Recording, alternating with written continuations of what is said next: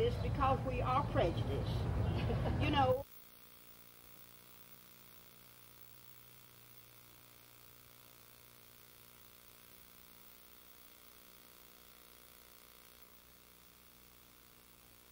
Then we'll get all lined up with our pictures.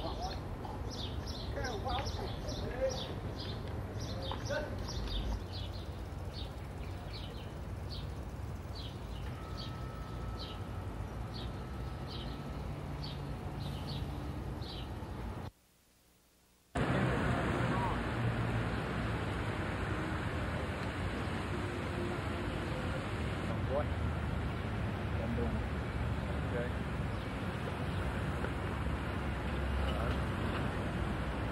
Important things done here in the capital, but what about these plants downtown?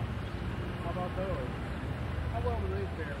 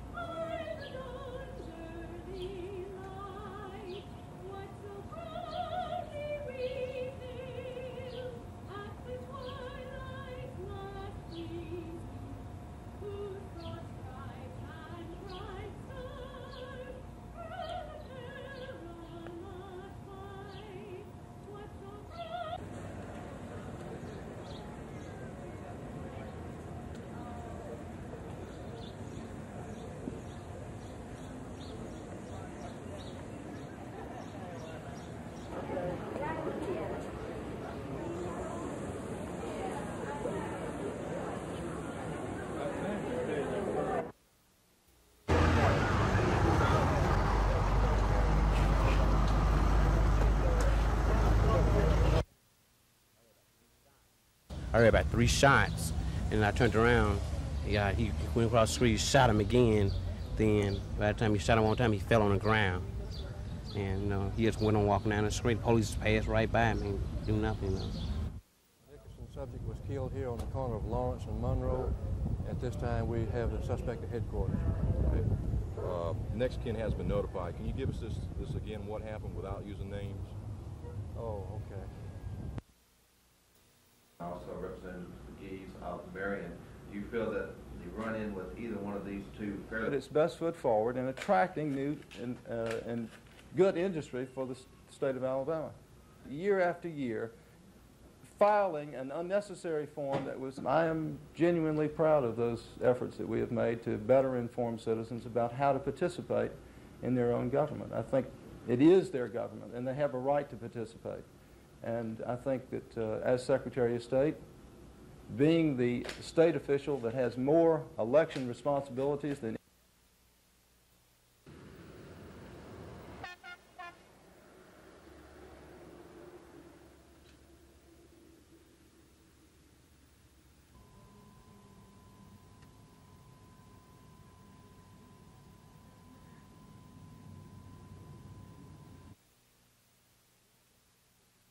General McNair says in his 31-year Army career, today's soldiers are the best he's ever seen.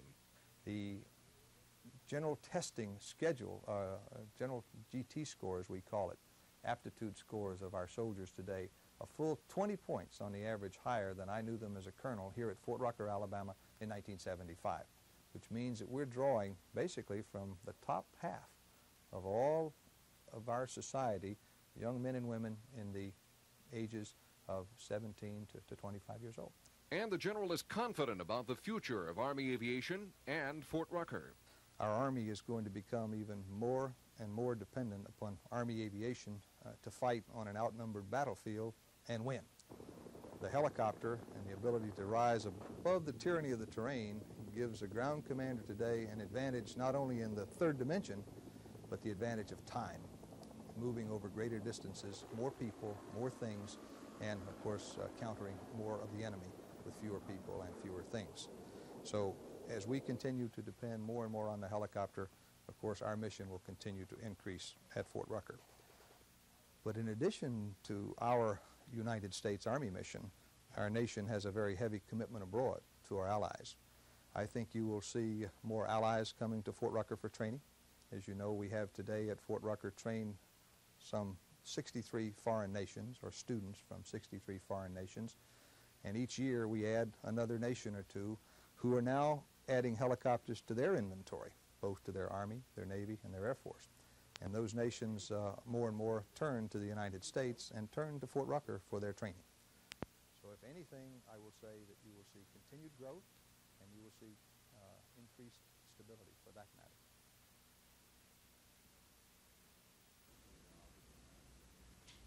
Well, it would be a continuation of our efforts to the Secretary of State's office, again, so that Alabama can put its best foot forward in attracting new and good industry. You'll see as we drive down the highway.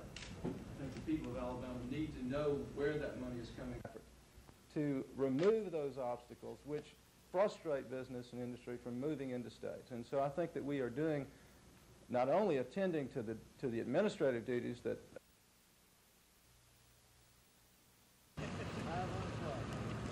How you doing? Hey, girl.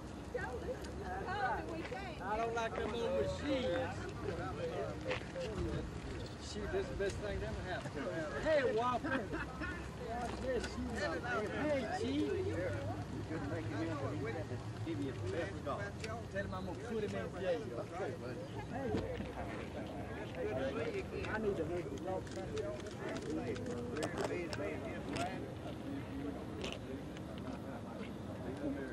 I put on 4 pounds.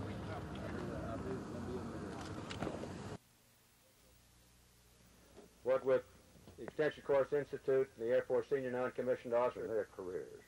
With successful programs, we had few morale. The community had been unequaled in the history of gun marks about this man we are honoring today.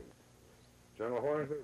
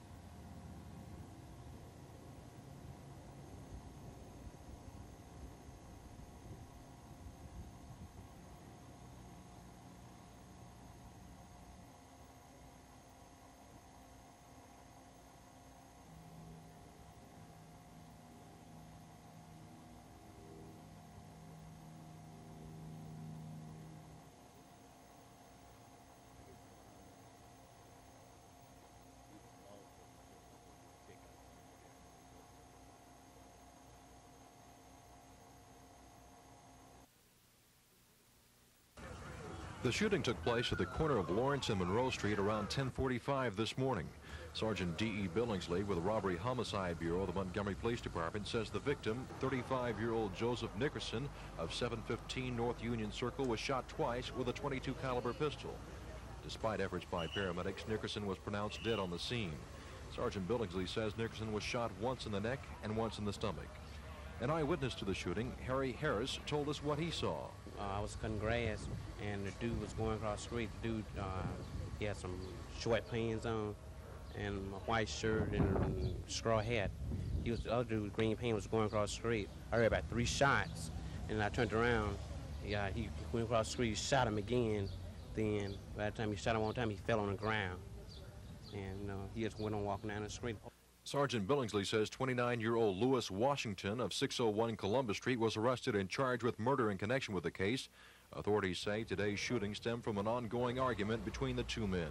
Sergeant Billingsley says that Washington is in jail without bond because of an extensive criminal record.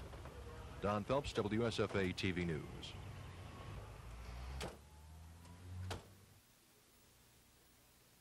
The news conference looked like a who's who of military aviation history. Brigadier General Paul Tibbets, pilot of the Enola Gay, which flew the first atomic bombing mission over Japan in World War II. Brigadier General Charles Yeager, World War II ace, and the first man to break the sound barrier. Colonel Francis Gabby Grabowski, the leading World War II ace in the European theater, and several others with equally distinguished careers fielded reporters' questions.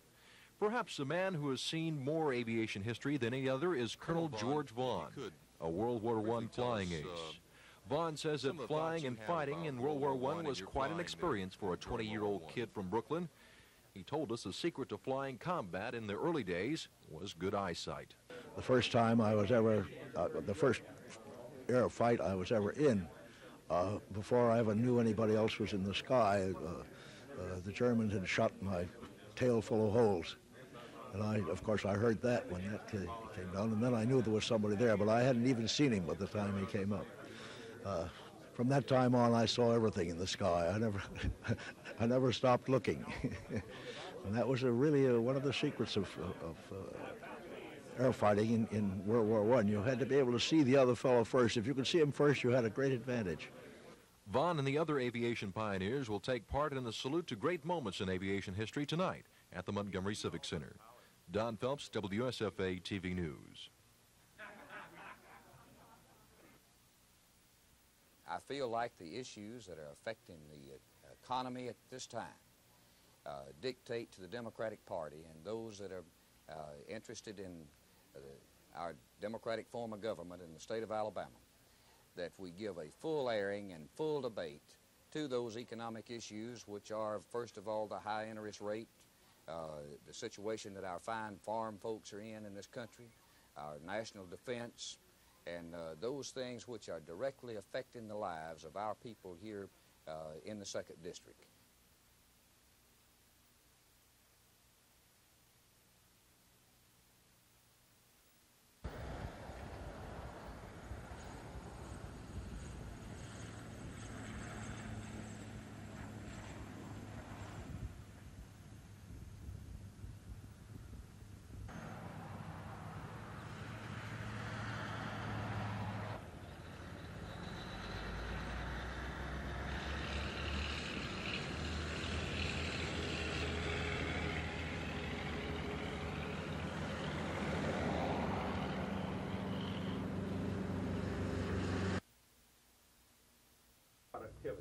But this productivity did not result in the former earning, and I have not worked in such a way as to make my name a household word. I have no intentions of going into every community in this state and promising to 4-lane every highway and every byway and to replace every bridge. I think that this is the way campaigns have been conducted for much too long in the past.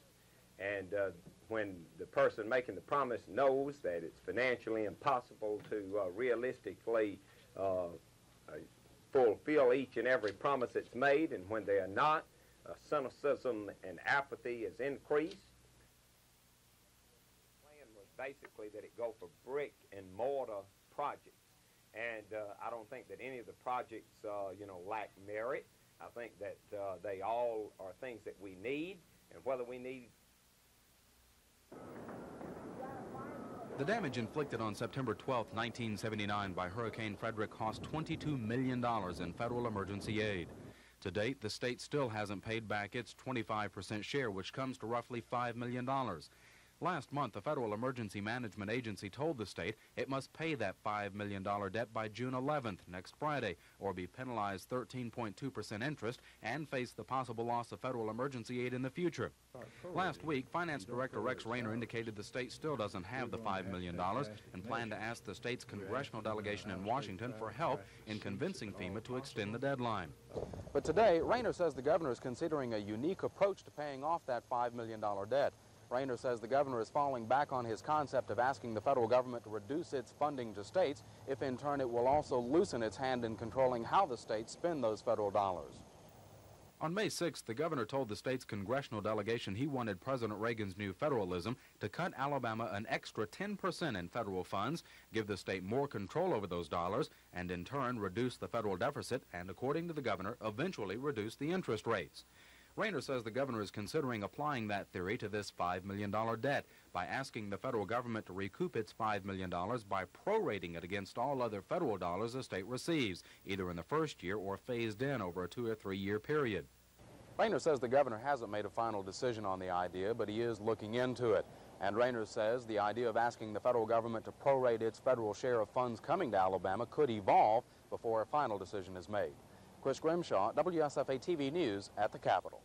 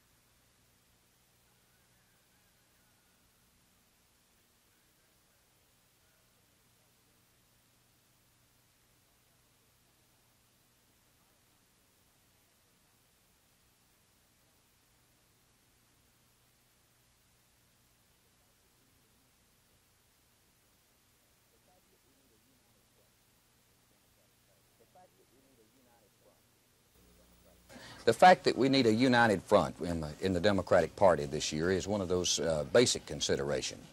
The cost of a lieutenant governor's race. Several candidates looking back 4 years ago ran a statewide race, and it took several hundreds of thousands of dollars, and they ended up in debt several hundred thousands of dollars. I do not relish that situation. I think it would have had to have been a hard-fought, personal-type campaign that would not have been good for the Democratic Party. And also, I've got some close friends in that race. Mr. Baxley is a good friend of mine, and I have talked with him.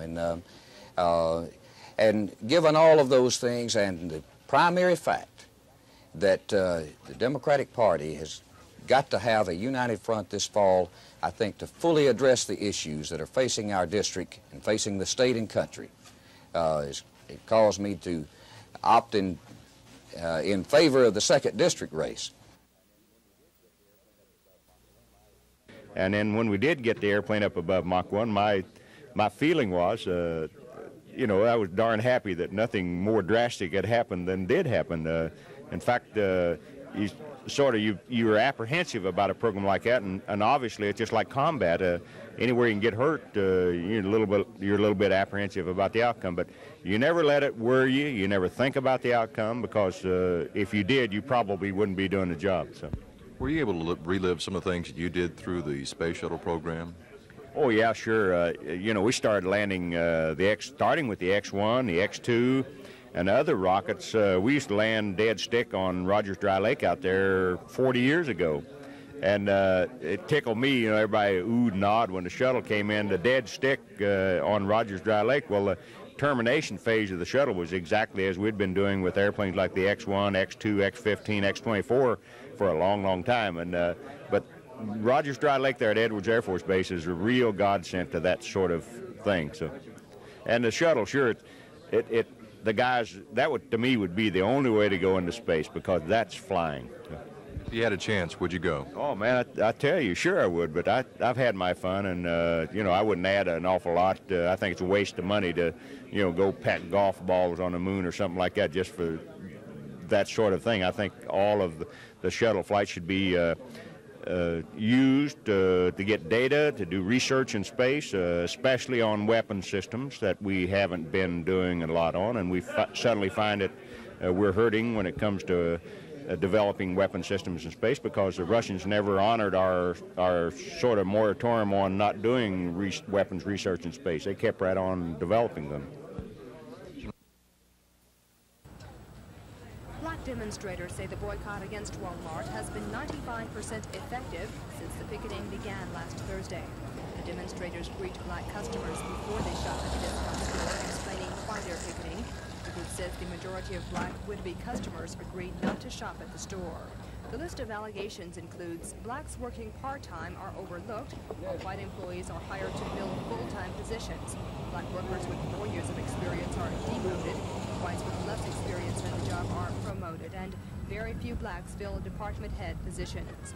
2 former Walmart employees have joined the protest. Both claim store supervisors use abusive language against them and other employees. I was fired. Why? I was fired because he said that he couldn't use us anymore. And so he has told one dude, say, well, you fired. It was the other dude that was with me say, I'll quit. He said, I can't work up under this kind of pressure when a manager coming out cussing and using profane language and stuff like this. I feel like all the black employees, if you work for Walmart at least a week, you know, you're going to get abused by a manager or assistant manager. Walmart officials still aren't commenting on the matter. Attorneys from store headquarters in Arkansas have agreed to listen to the allegations to try and resolve the situation. Walmart's lawyers are expected to come to Selma next week. In the meantime, black demonstrators say the boycott will continue until the matter is finally settled. Kim Davis, WSFA TV News in Selma.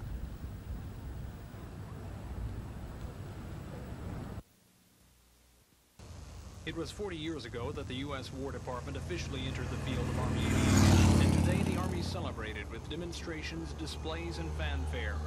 The day's events included exhibitions of precision skydiving, displays and demonstrations of vintage airplanes like this Piper Cub plane, which was among the very first planes used by the Army.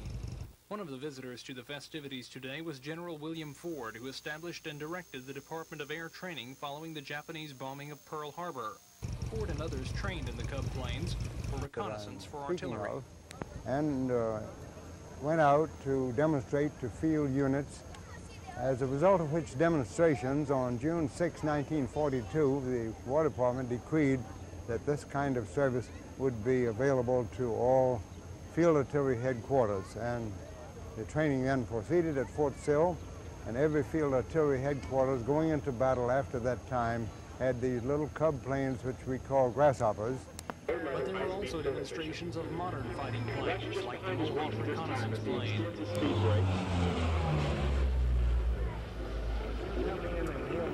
But the big show of the day was with helicopters. An array of helicopters passed before the reviewing stands, going through their paces for the crowd. And there were demonstrations of just how many of these craft are used in combat situations. It was for many, like General Ford, evidence of wonderful strides in aviation. I'm sure that whatever helicopters can do, the Army Aviation School here at Rucker will train them and will train crews to do it. Tom Foreman, WSFA TV News. How about that?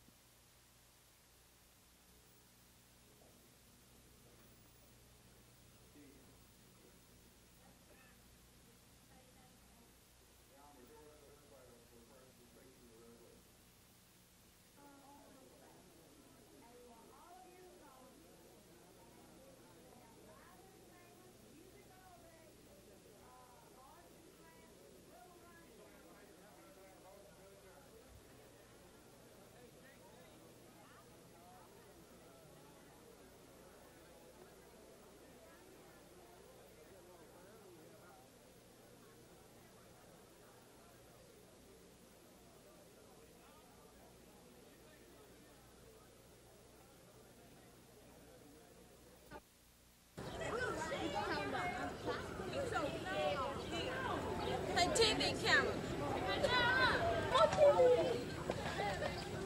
Oh, y'all getting on the camera before you. Come over here. Oh, yeah.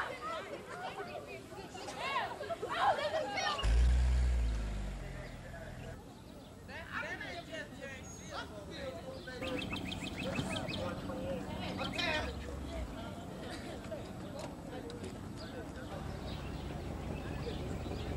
I'm in 1968. Call for question on the adoption of the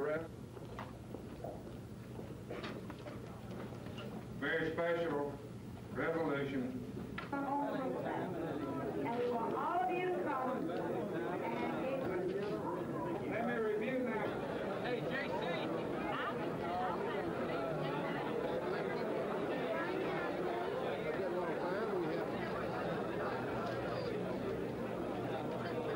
This one here?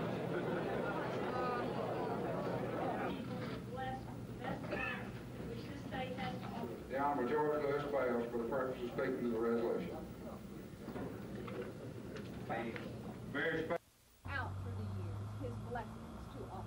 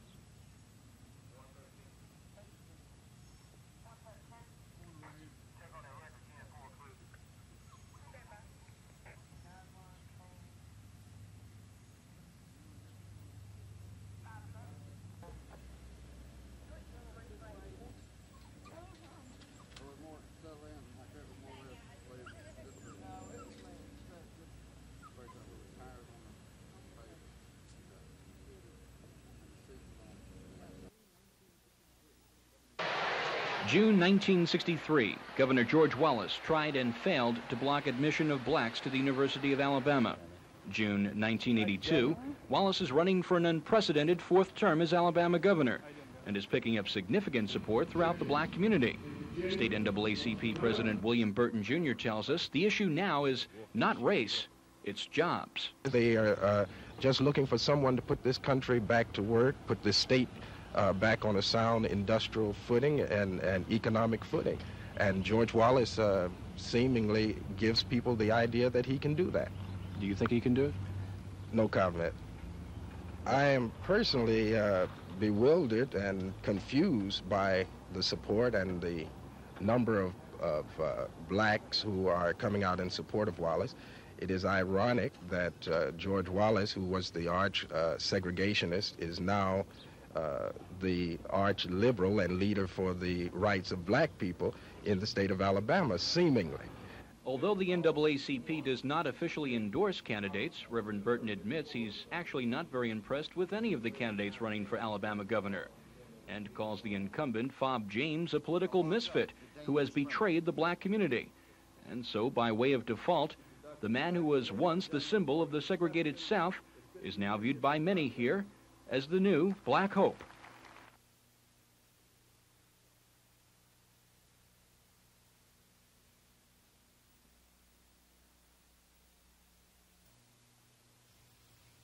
Finding a job can often be tougher than keeping one these days, and finding a summer job can be even tougher for youngsters seeking to enter the summer's job waiting. 834 of these students won't have to worry about that. That's how many jobs the Cedar Summer Youth Employment Program will be offering this year. It's a cut of some 300 to 400 jobs from last year. These participants attended an orientation program this morning to find out where they'll be working and to receive some valuable information from Cedar's staff. They were told what opportunities are available to them in Mobile and how once they get a job, what's expected of them by their prospective employers. The students were told how important it is to save and manage the money that they earn and how they can plan for their prospective careers. Many were happy to be part of the lucky few that will be employed, and some said they'll use the money to help their families. Because my dad has been out of work for a while, it's really hard. So you're doing this to help the family? Yes, sir. Make them proud of me, too. What do you hope to learn from this job? Job skills and what I need to do on other jobs as I get older. Learn to get along with others and be on time, you know. Have fears that you might not get a job this year with the budget cuts? Oh, yes, I had a lot of fears, but I'm glad I got it. Most left this auditorium this morning with hopes of learning more about the world of work. There are some 300 others whose hopes were doused by CEDA's budget cuts.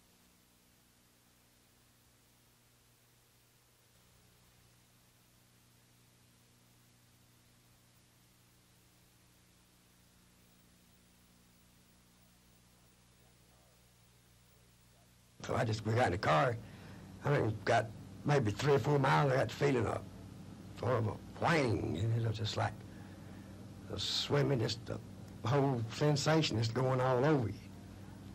And like I said, I don't remember getting to the hospital. When you came out of it, I was understanding you were pretty much out of it for about almost 2 weeks. It was, exactly. You remember nothing of that? Absolutely nothing. I was hallucinating. No, I remember what I was doing, but I don't know what the other people were doing. They were saving my life.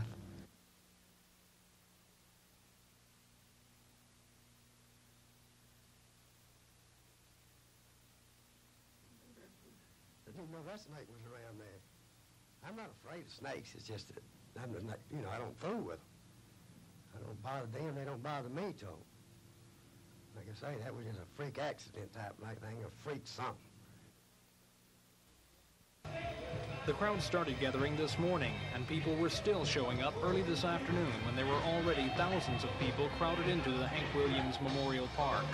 They came for the food, for the drinks, for the arts and crafts, the Hank Williams memorabilia, but most of all, they came for the music.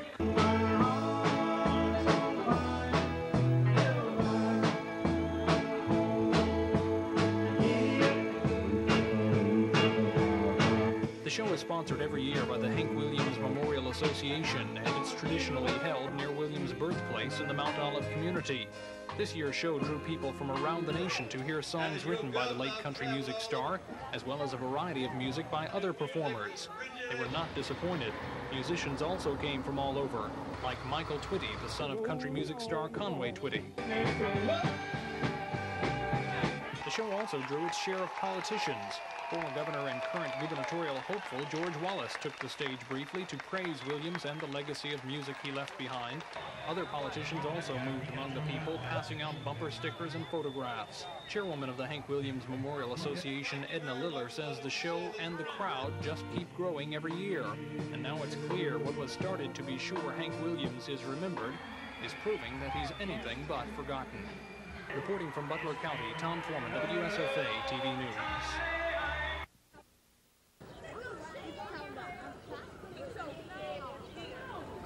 TV camera. Oh, y'all getting on the camera before you. Come over here. Oh, yeah. Oh, this is film.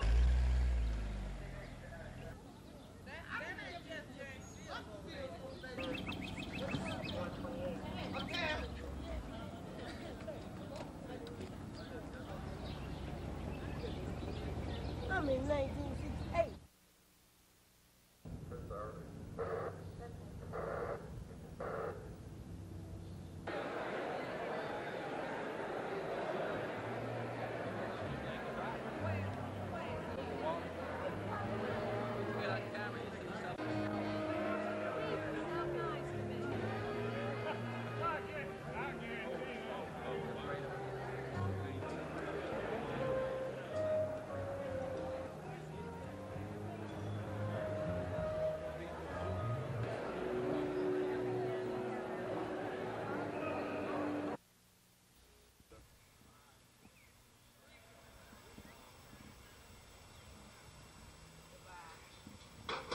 You know, in the deep water out there, and I seen this.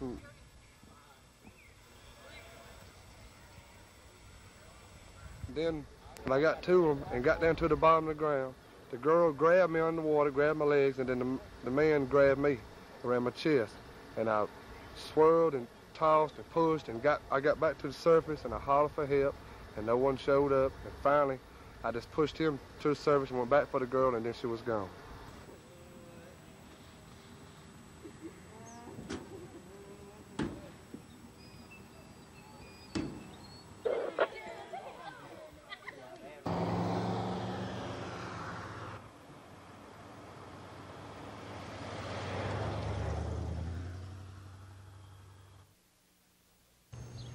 It was a day of sunshine, fundraising, and golf at Rolling Hills Golf and Racquet Club, as several of the top names on the PGA and LPGA tours were on hand for the first Tyne Davis Memorial Pro-Am benefit. Perhaps the most famous pro in attendance was former University of Alabama golfer Jerry Pate. Pate is one of the top money winners on the PGA and also one of the tour's best swimmers.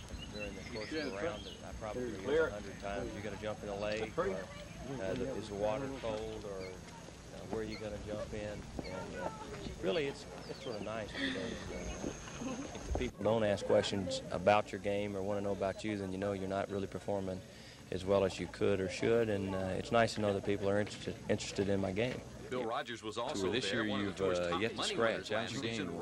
Well, it hasn't been too good, to be honest with you. I just haven't had things fall into place, especially compared to last year. But I'm going to be patient about it, and you know, you never know when it's going to turn around for you. So this is the time of year that I like to start playing, when it warms up, and hopefully the weather will start being a little better for us on the tour. It's been a rough year weather-wise, so I'm really looking forward to the second half of the tour, and maybe I'll get things going. LPGA glamour girl Marlene Floyd was on hand as well. She says the image of beauty in golf has really helped the growing women's tour. We do have a lot of awfully attractive girls, and some of that too has come from intercollegiate golf. The girls play on the boys' golf teams in high school and colleges. Therefore, they have more chance to play, so more of them are playing, and they're coming on our tour, pretty girls, but also as really good golfers. And as certainly the more people we get on tour, the more personalities, the more help it is to our tour. 80 local amateurs had the pleasure of an afternoon of golf with the pros, and all of the money raised goes to benefit the Paramount Theater Project and the Alabama Society for Crippled Children and Adults. Good mulligan.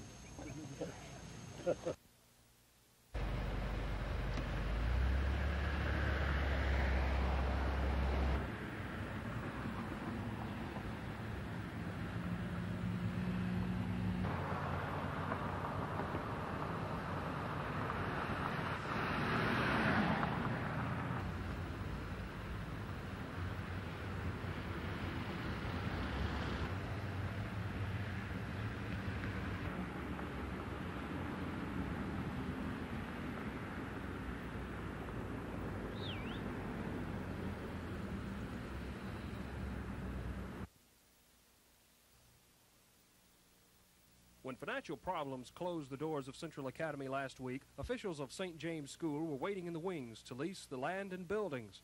Parents of St. James students were given a chance to ask questions about the leasing. They were assured that present academic standards for students and teachers would be maintained. Superintendent F.O. Phillips says they'll have most of the key faculty hired for the new campus within 2 weeks. He says parents can wait until after that time to decide if they want their children to remain at St. James or go to the new campus. The Board of Directors of St. James School agreed to pay $36,000 to lease the old central facility for 15 months. School officials say they're looking toward the long-range future of St. James with the goal of establishing the very best private high school in the region at the new campus. Superintendent Phillips says they have room for about 60 Central High School students at St. James, and some have already inquired about enrolling. An open house is planned at the new campus later this week. Dennis Latham, WSFA TV News. The good news is a better student-teacher ratio and the possibility of solving the school's limited accreditation problem. The bad news is that fewer students from Alabama will be admitted. Now 50 students from in-state are accepted into the program, but in 1983, when the number is reduced to 90 overall, only 46 students from in-state will be accepted. However, vet school professors say the reduction in students will help them turn out quality veterinarians. There's less demand than there was earlier, but there's still a significant demand of real quality Alabama students who want to go to our School of Veterinary Medicine. What's the primary purpose for lowering the class size? Support facilities. We're short on both, and it is an expensive education, a very high quality education. The teaching methods that are employed are very small class sizes and a lot of individual attention. Wilson says Auburn's vet school is one of the top schools in the country, and for years was the only vet school in the Southeast. Gina Gregory, WSFA TV News in Auburn.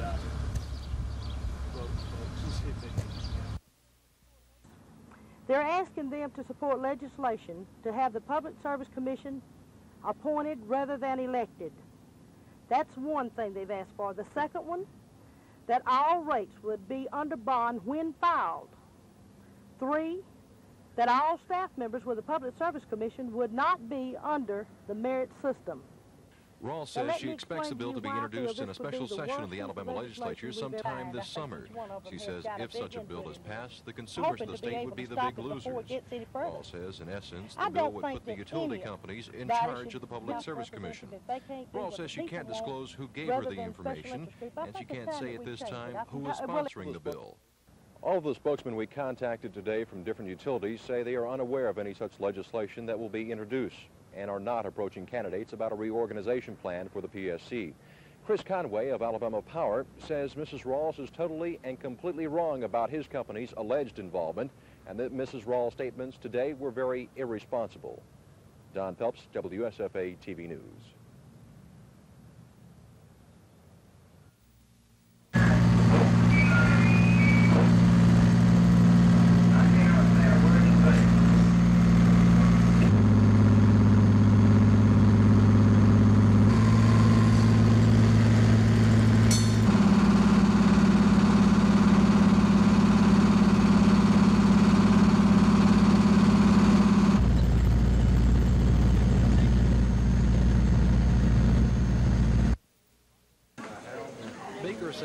uniting AT&T will present some problems and some pluses. While it will allow more companies to compete directly with new independent utilities formed by the division, it will also give the utilities less restrictions and greater powers to compete. The decision to break up AT&T came after 7 years of court battles by AT&T to hold on to its monopoly, and at a time when Baker says new technology has sneaked up on the world. We have entered an age that we are referring to in telecommunications as the information age, and it is being driven by microelectronics. Baker says the new age of microelectronics will change everyday life as we know it. Home computers hooked into telephone systems will allow us to shop at home, even comparing prices around town. Business will be handled from the comfort of your living room. And Baker says it may even be that when your phone rings, identifying numbers will tell you who's calling, so you'll know if you want to answer. Baker says it won't all come easily. The breakup of the AT&T monopoly will mean a time of adjustment. He says the breakup is not a solution the utility went out and sought. Tom Foreman, WSFA TV News. Facts and figures.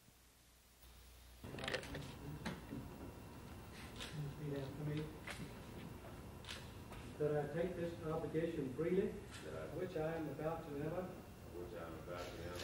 So help me God.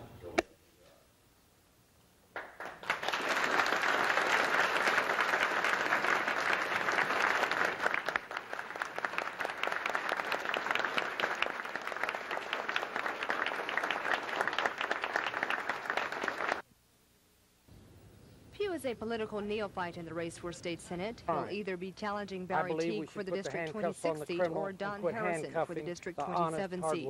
Pugh says he prefers to run against Harrison. Pugh's campaign platform includes support for a tougher crime program. Pugh says he believes steadfastly in the death penalty for certain crimes. Pugh says he supports a quality education for all Alabama students. I also strongly advocate putting discipline back in the classroom and untying the hand of the teachers so they can create an environment in the classroom to learn. Also, Pugh says he'll be the little man's voice in utility regulation, and he favors levying taxes on natural resources exported from Alabama.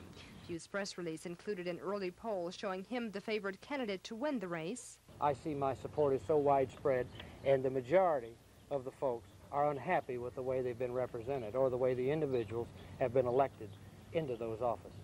Pugh says he plans an active campaign which is gaining support from the grassroots people. Kim Davis, WSFA TV News.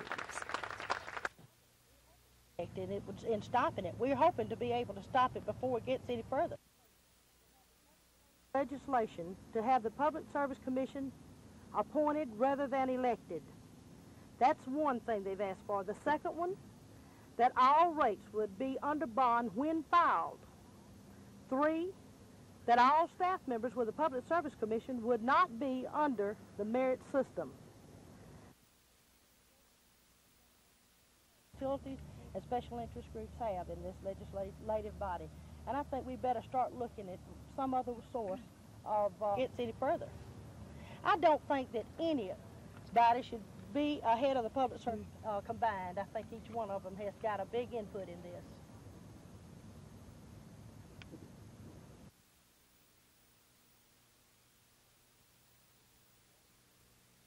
This kind of wide support from people in all walks of life is a prime example of the support that will make the Republican Party successful in September and again in November.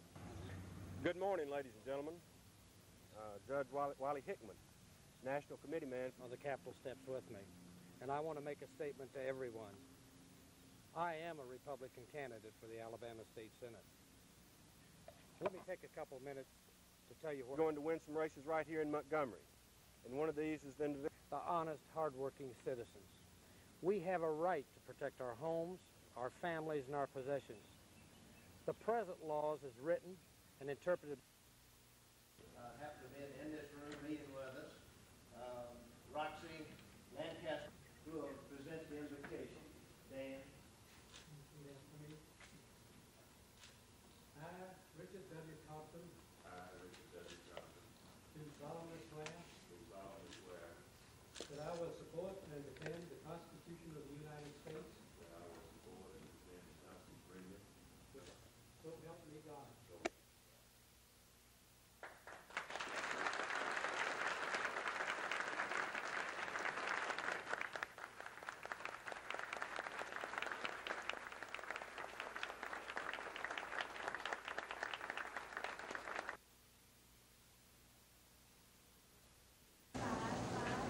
restrictions leading to the breakup of AT&T started 7 years ago, with the utility fighting to maintain its identity against a rising tide of independent competition.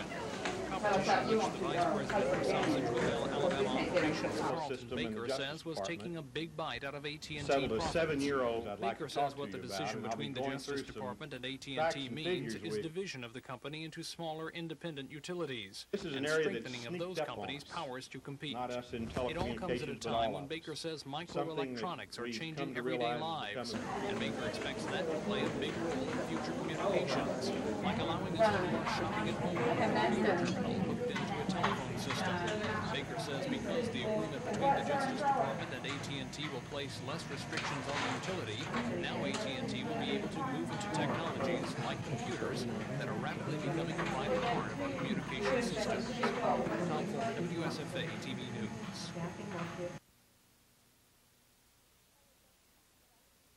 At this time that I can even say that until it comes up. I think it's only fair to let it go on and go this She day. says the Only bill thing would I allow feel the that there should utilities be to collect a 7 rate rather than request 3. as soon One as from it's each filed under congressional bond, district and take away the merit system status of Public Service Commission staff employees, and make the commissioners' jobs appointed rather than elected. Which, if the commissioners are appointed rather than elected, it could and would be controlled by the utilities and the transportation companies, because they have such powerful lobbyists and influence in the Senate and the House. They would put the public service commissioners they would appoint public service commissioners who would be obligated to them and not to the people of this state. Rawls also claims that utility and transportation companies are asking political candidates if they would support such a bill. Rawls claims that candidates who favor passage of such a bill will be backed in their election bids by utility and transportation companies. All the utility company spokesman TV 12 contacted today said they had no knowledge of such legislation and were not contacting candidates about a reorganization plan for the PSC. Don Phelps, WSFA TV News. I don't know. I think it's all of them combined. I think. Auburn's vet school has been accepting 115 students. This fall, the number will go down to 100, and in 1983, only 90 students will be admitted. Some board members question the reduction because it will mean fewer Alabama students will be admitted into the program. But Dr. Stanley Wilson says the reduction is for good reason. It's imperative that we have the correct faculty-student ratio. Now, as you know, we have been under some accreditation problems here. We have not lost accreditation, but our accreditation has been put in the category of limited. And one of the factors that was uppermost in the accrediting team's mind was that our number of students to number of faculty was such that we were not meeting the faculty-student ratio requirement. Wilson says the school services animals from other states, like racehorses from Kentucky, because that state doesn't have a vet school. In fact, Auburn trains vet students from Kentucky on a contract basis. Gina Gregory, WSFA TV News in Auburn.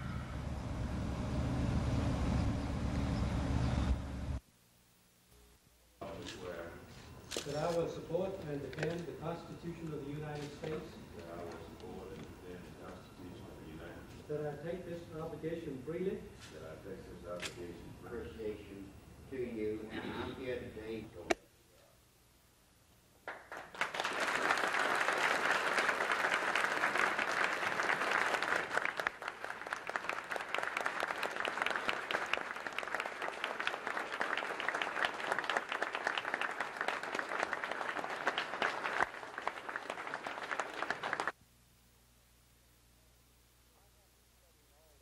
I haven't studied all of the proposal, and I'm not sure exactly what the governor is going to send to the legislature. But if it is what he sends to produce educated students, the testing in the schools is a two-way street. You can't produce educated students unless you have teachers that have high standards. To represent all the people and not just special interest groups. Our present law encourages the criminal to rob, loot, rape, and murder. I believe the law should be changed to protect the victims from the criminal element in our society, and I steadfastly believe in the death penalty for certain crimes. I will be a man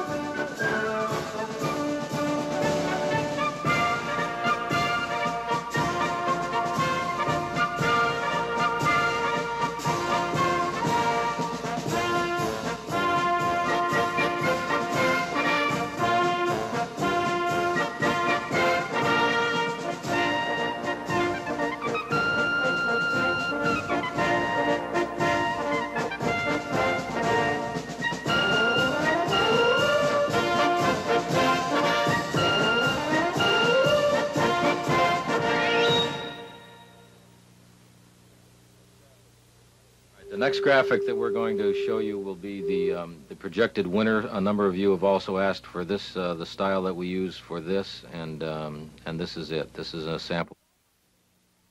Walmart officials arrived in Selma this morning to begin conducting an internal investigation. They interviewed a number of employees, both black and white, to try to get at the heart of the matter. At the core of the situation are allegations that experienced blacks are demoted, while whites with less experience are promoted. Blacks working part-time are overlooked for promotions, while white employees are hired to fill full-time positions, and very few blacks are department heads. The three-man investigative team interviewed several employees to find out if black and white employees are treated fairly and if the store's hiring practices are equitable. Walmart Personnel Administrator Dave Washburn says it's too early to draw any conclusions about the alleged discriminatory practices, but he says action will be taken if the complaints are merited. What are you going to do then? What's your next step? If our people representing our company in this store have made any mistakes, then we will admit to those mistakes and we will take action immediately to correct them. In the meantime, demonstrators are still picketing the store, saying the selective buying campaign has been nearly 100% effective since it began last Thursday. The same day, officials say store manager Wayne Broadbent voluntarily resigned and moved to another Walmart store in Tennessee.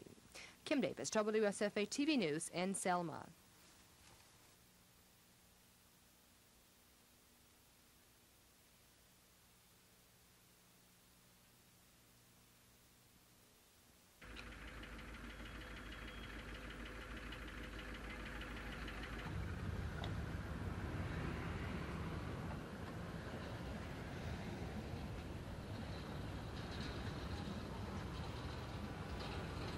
Jumped over the teller counter to get in back of it, told tellers to put the money from their cash drawers into a brown paper sack that he was carrying, jumped back over, ran out the front door, and commandeered a vehicle from a lady that was in the parking lot of the bank and drove off down Fairview Avenue.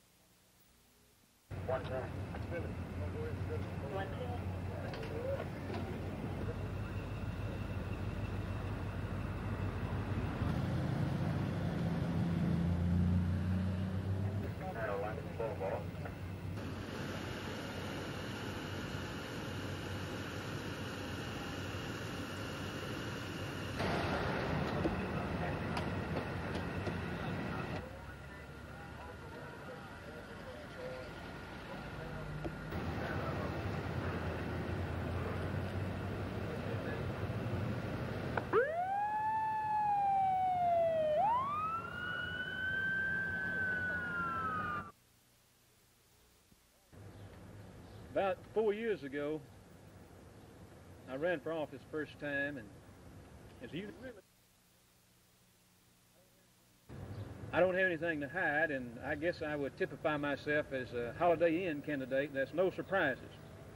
Just about everybody knows how I feel about the fundamental issues, and again, my voting record speaks for itself, and so I think the voters clearly know where I'm coming from, and if they choose to send me back, I'll continue to take the same stands on issues as I have in the past.